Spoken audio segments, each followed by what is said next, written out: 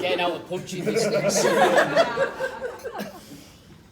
Right, I'd like to start by thanking Gary and Kelly for letting us be a part of this special day. I didn't really let you. I was going to say. I think you'll all agree Kelly looks absolutely stunning. Gaz, you don't blush up too bad yourself either. Yeah. So I'd like to break tradition and start the speech with a toast. Just another one. So if you'd all like to stand, raise your glasses. To Gary. To Gary. Rest in peace.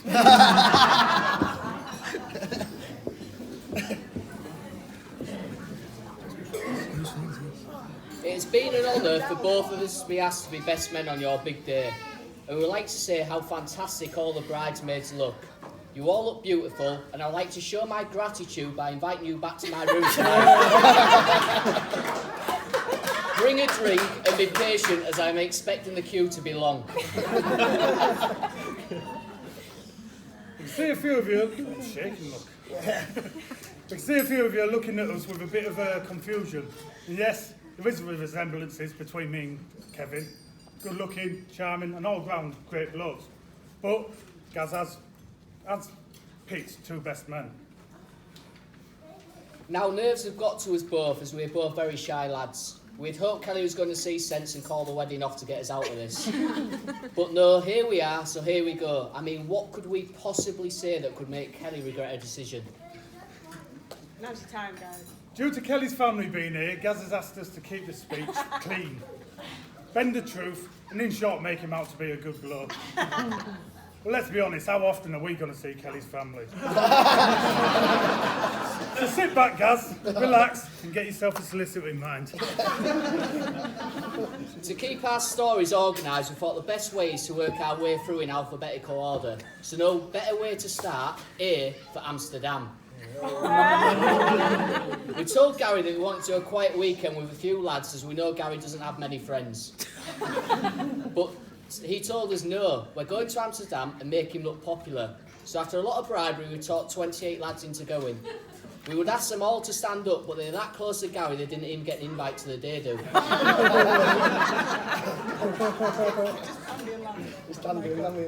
Now, as you can imagine, there is a story or two that we could tell about our adventures in Amsterdam. But we all agreed what happened in Dam stayed in Dam.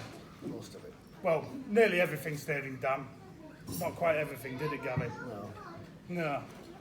No, don't worry, we're not on about a sexually transmitted disease. We're on about a tattoo. Now, I told Gaz, I told him to get something nice. Kelly's name in a love heart. Something romantic like that, but Gaz wasn't having any of it. I'd love to show you the tattoo, but this place didn't have a projector or anything like that. So, luckily for Gaz, unlucky for Gaz, I know how to work a printer.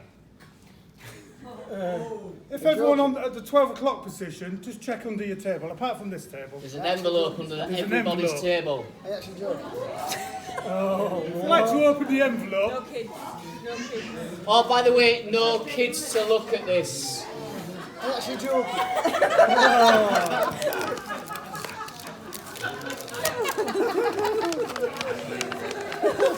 I didn't want anyone to know about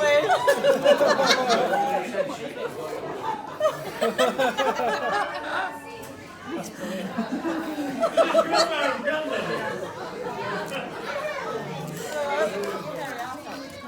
Oh, we've seen it. No, we've seen it. Thanks. Have you seen it, Kel? I've seen it.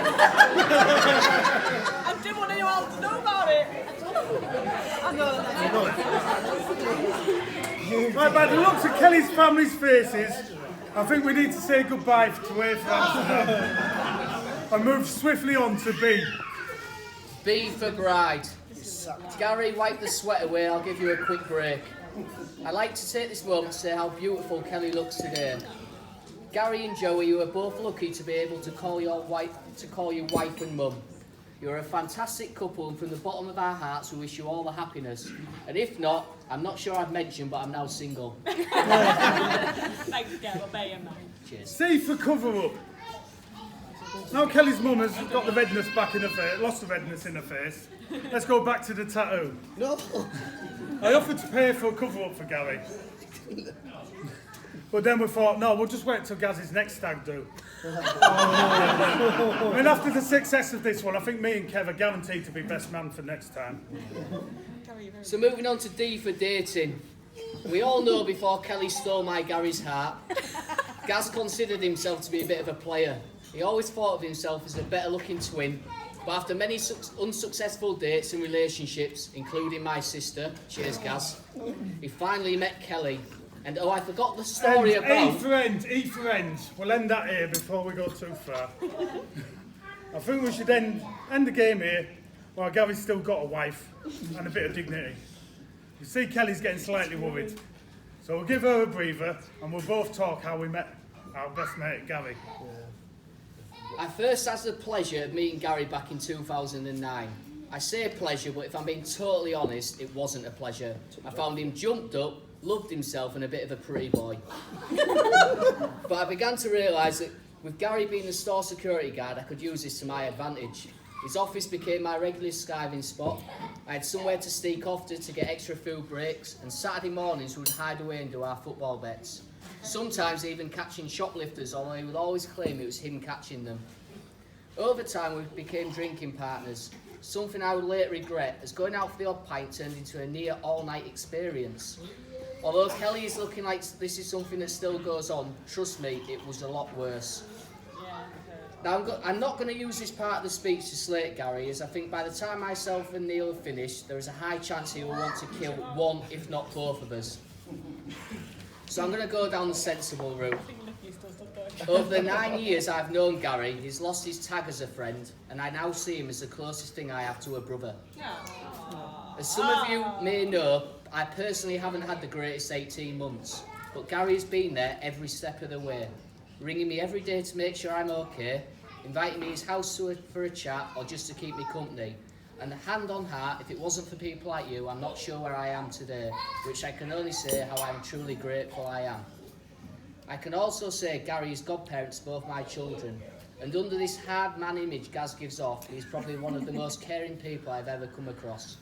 Sometimes a bit overprotective, but I can honestly say myself and my kids are lucky to have someone like you looking out for us. Especially when you look at my other options to turn to. Sorry Neil, but sympathy is not your strong point. Well, enough of the emotional stuff, as I'm starting to understand why I'm single.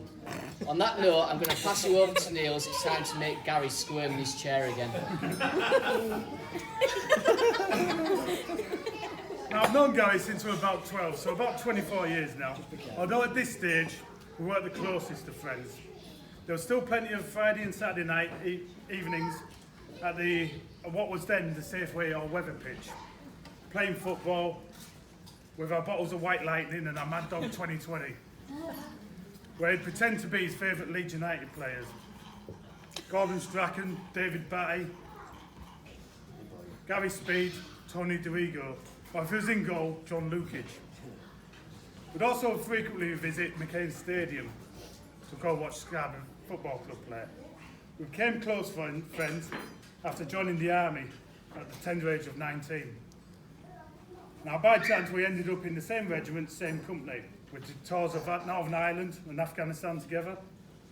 We also spent weekends and leave together. I mean, two young squaddies full of testosterone, what could go wrong? Now, if I was to say, by the end of the weekend, when we were getting picked up outside Linz at 2 a.m. with our kit bags ready to go back to camp, we didn't have two different girls' numbers with knickers to prove it, or black eyes. The weekend was a failure. During this time, our parents lived in the middle of nowhere, so second home for me was Gaz's house, or should I say Simon and Julie's house, where I'd get fed, watered and showered. If Kelly had been a fly on the wall in that bedroom, she wouldn't be sat here now. On a serious note, I'd like to wish both of you all the very best for now and forever. As you go through life together, always love each other. Never forget to say sorry when you've messed up. Never go to bed angry.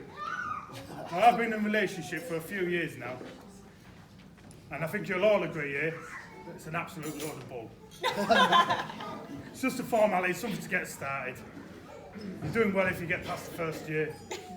However, one of them rules will apply, and it only applies to Gaz. Never forget to say you're sorry. It's really, it's really something you will get used to. I find myself apologising for things I don't even know I've done. I'm sorry for this speech. I'm sorry for the state I'm going to be on the dance floor later. Join my dad. I'm sorry for the state I'm going to be at breakfast in the morning. And I'm sorry for that tattoo. Yeah. And do I mean it? Of course I do. Looking back over the years of our friendship with Gary and the times we've made fun of each other, our girlfriends, our hair, fiancés, sorry Kelly, you're not the first. And yes, I'm still embarrassed. I mean, have you seen his receding hairline? I look at Gary now and I see the man he is, kind, loyal, and always having the ability to form the opposite opinion of any discussion I have. We'd just like to wish you both a great time on your honeymoon. Where did you say you were going, Gary? Wales? Yeah. Yeah? Said he was going to Bangor for 2 weeks.